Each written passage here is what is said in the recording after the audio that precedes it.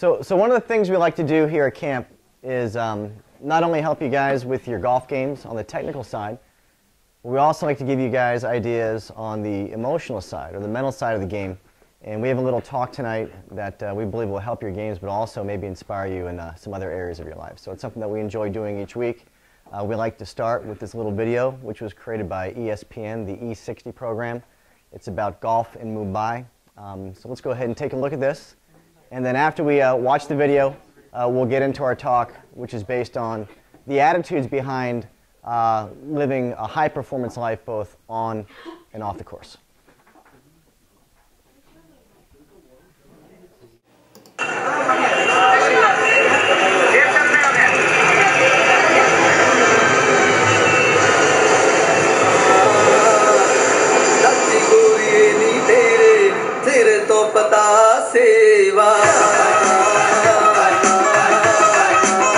There are two Mumbais. There are skyscrapers and businessmen. There are also slums and beggars.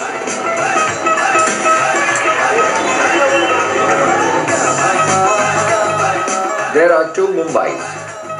I come from one, and Anil Mane comes from another. And there are two games of golf. One is played at my club, the Bombay Presidency Golf Club. And one is played on the other side of a 10-foot ball. 10 साल पहले से किया, 10 साल से खेल रहे हैं और हम लोग जब खेलते हैं तो 20-25 लड़के होते हैं. From the rooftops of shacks and through the streets, this game is played with plastic balls, man-made holes and metal rods bought at the market and shaped by the golfers.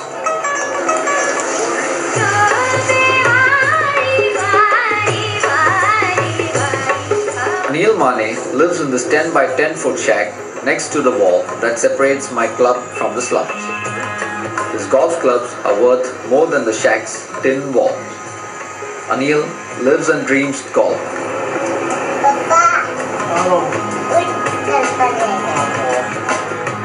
The only thing that matters more is his family. A wife, 3 daughters and 1 more child on the way. उसको चाहिए मेरे जैसा बनना. जैसे मैं golf खेलता हूँ वैसे उसको चाहिए कि मैं भी गोल्फर बनूँ. Anil is 27 and has a 9th grade education. That's when he dropped out of school to caddy at my club, the Bombay Presidency Golf Club.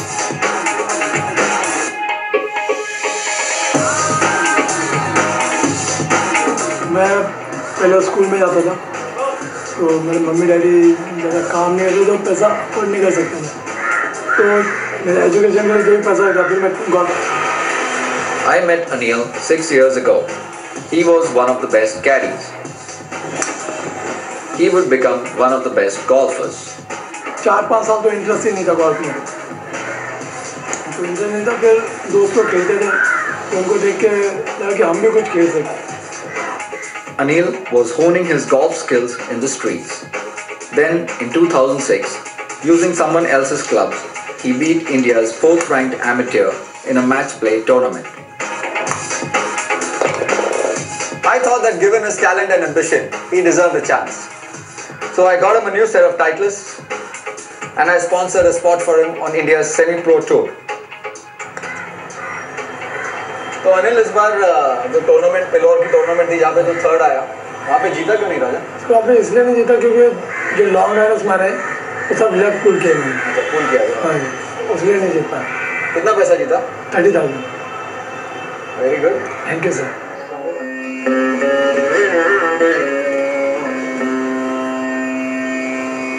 Last year, between caddying and the tour, Anil made $1,550. This year, Anil qualified for the professional tour. He no longer has time to caddy. महीने में 2 tournaments के लिए जाता हूँ, travel करता हूँ और train में अगर दिल्ली जाना तो 24 घंटे लगते हैं. अगर कैलकाटा जाना है तो 36 hours. I cover Anil's expenses, but his only income is what he wins on tour. So far, this year, as a professional, Anil hasn't made any money. उनके जैसा बनने के बाद भी जो जिस जगह से मैं आया वो तो भी अपनी जो जगह थी ठीक है क्योंकि कितना भी बड़ा कितना अमीर भी हुआ. When Anil returns home from the tour, he swings in the slums. Twice a month, there are 3-hole tournaments. To the winner, about $5. As much as anyone, Anil needs the money.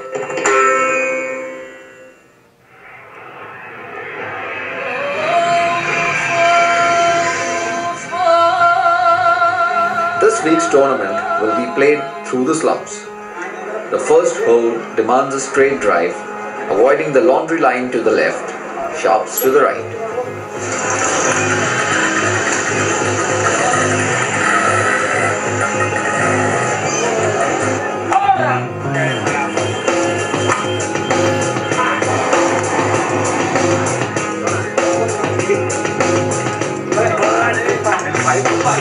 Anil is ahead by 1 stroke going into the second hole of the tournament. It's the longest and most difficult. The golfer must fly the water.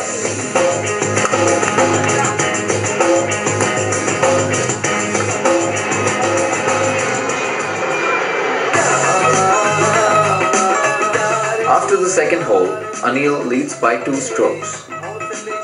The final hole of the tournament is the shortest. From an elevated tee, the golfer gets penalized a stroke if he lands in the garbage.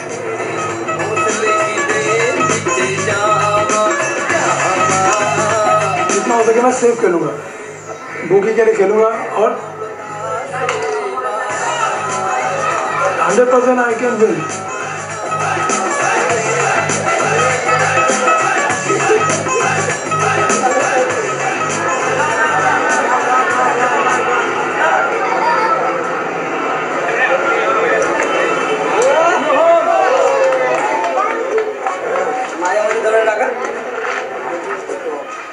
मेरा एक dream है कि मैं बड़ा tournament जीतूँ. वही जो मुझे नज़दीक लगता है मेरे close.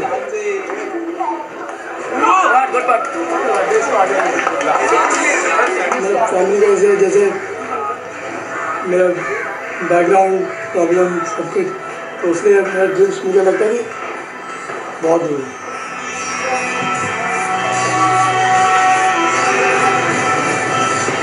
In Mumbai, there are 2 games of golf. One is played at my club. The other in the slum where Anil lives. On both courses, Anil has seen victory. And in both places, he dreams of more.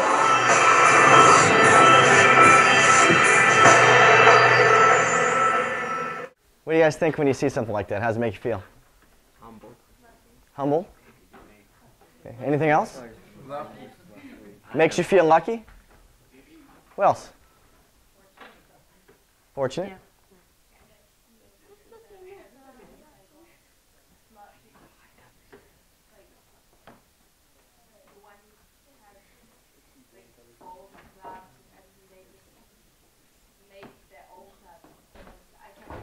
Yeah, it makes you feel like golf is something that everybody can enjoy.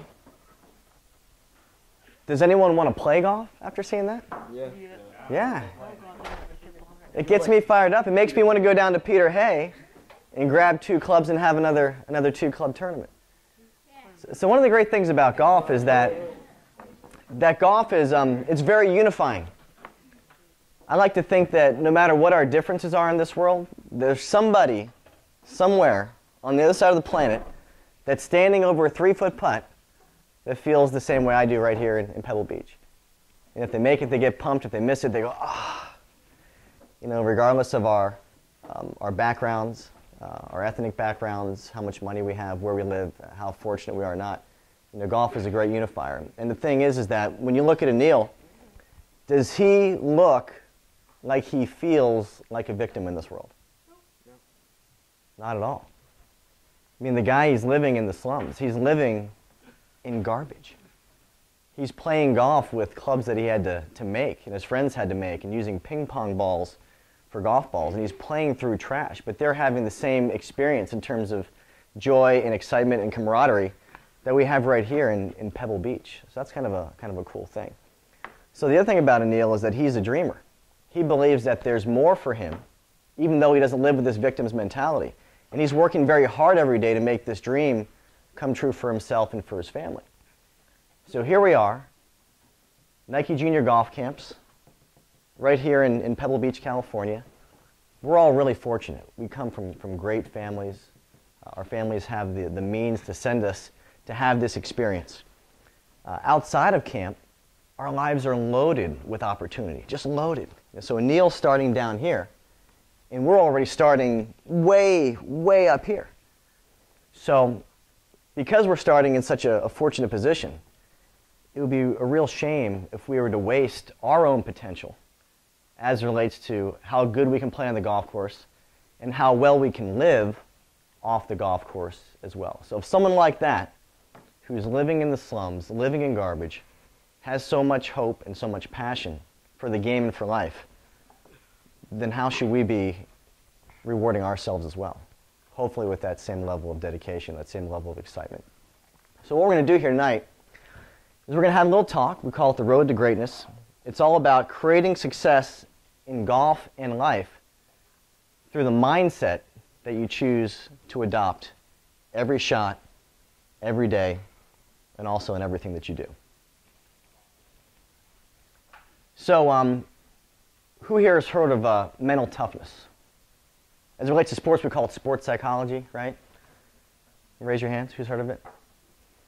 So, obviously, it says it right here on the slide, but you know, what is mental toughness? When someone says they work with a sports psychologist, if Michael Jordan has a sports psychologist, or a tour player has a sports psychologist, or an NFL quarterback, what are they trying to do?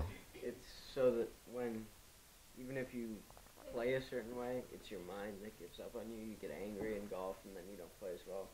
It's training to look at the bright side of things and continue to play your best and do your best rather than getting down on yourself and failing. Okay, good. Anyone else? Like pressing the reset button after you miss the shot, like just starting all over again instead of getting stuck on that shot. Right, so not letting your emotions or your moods affect your future performance? Yeah. Okay. We got the Olympics coming up in a few weeks in London.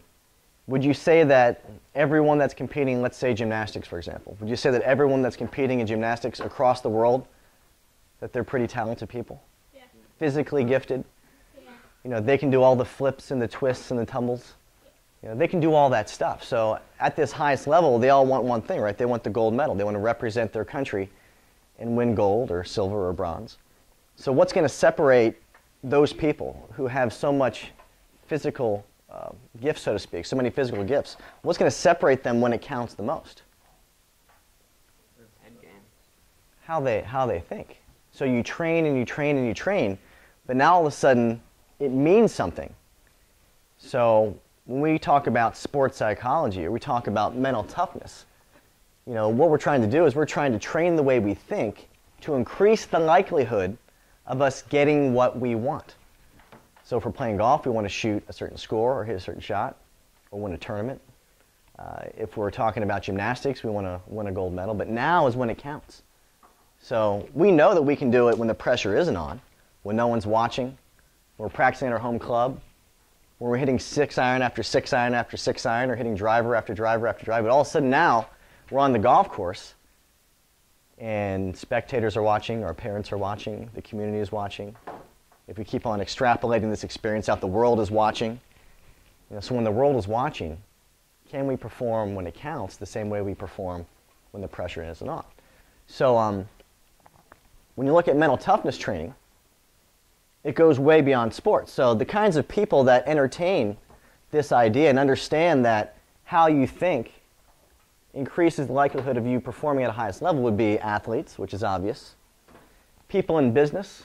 So let's say you really want to crush it in business. You've got these big goals, these big dreams. You want to create some multi-million-dollar corporation. You want to take a product to marketplace. You want to compete with other competitors out there. You understand that the way you think shapes how you move through each day. And of course, how you move through each day shapes how much money you're able to make and how successful you're able to be. So people that are in business like to engage in mental toughness. And also we like to say anyone who dreams of really big things understands that they have to train the way they think so that they can, again, increase the likelihood of getting what they want. So we always say down here, motivation is what gets you started, but habit is what keeps you going. Who here has been motivated to do something really big and it never happened? Yeah, me. Right? You tell your friends, I'm going to do this, I'm going to do that. And all of a sudden, 6 months go by and they say, hey, whatever happened to this or that? And you go, didn't quite pull it off. So it's one thing to have a goal or an idea, but the habits that you create through thinking help you make it become reality. Go ahead. So you start asking these people, these athletes, these business people, these dreamers, say, why in the world do you engage with this coach, this performance coach, the sports psychologist? And they say, well, we understand the connection between thinking and success. So when you rehearse success in your mind, you experience it in your life. So who has watched the Olympics and seen something like downhill ski racing? And you see a competitor before they're about to go ahead and do their run. You ever see them do anything weird? They put the camera on them, right? Here's this person, maybe they're from Germany or they're from Sweden or some country that really skis great. And what are they doing? You ever see them? They got their eyes closed. They got their hands up by their head. They're moving their head back and forth. And what are they doing? Yeah, they're imagining themselves racing the perfect race. They're trying to see it up here, crystal clear, so that when they hop in that gate and it goes beep, beep, beep, go, now they're on autopilot. So they're creating it here so that they can live it eventually out there. Who's heard of imagery as it relates to golf? Picture your shot. How many people out there get behind their ball, look towards their target, and picture exactly what they want every single time? You do? That's great. You, Leo? Okay. Has anyone tried to do it, stuck with it for a little bit, and then been like, kind of lose the feel for it? Yeah, so again, in sports psychology, as it relates to golf, it's all about getting into the habit. We talked about the habits on the last page. Getting into the habit of trying to do the same things over and over and over again so that you train your mind just like you train your body. So who here has gone to the gym, grabbed some dumbbells, done 10 reps? Dumbbell curls. Okay? You do these curls? You ever look at yourself in the mirror after you do the curls? Yeah. See if your biceps are bigger? Yeah? Do they get bigger right away? Maybe for a few seconds, right? Next morning you wake up, do your shirts fit any tighter? No, it takes a little bit of time. So we have to learn how to train our mind in a way that's consistent, just like we have to train our muscles in a way that's consistent as well. So when you rehearse success in your mind, you experience it in your life, and that applies to your golf game, it applies to ski racing, it applies to business, it applies to increasing the likelihood of getting anything that you want.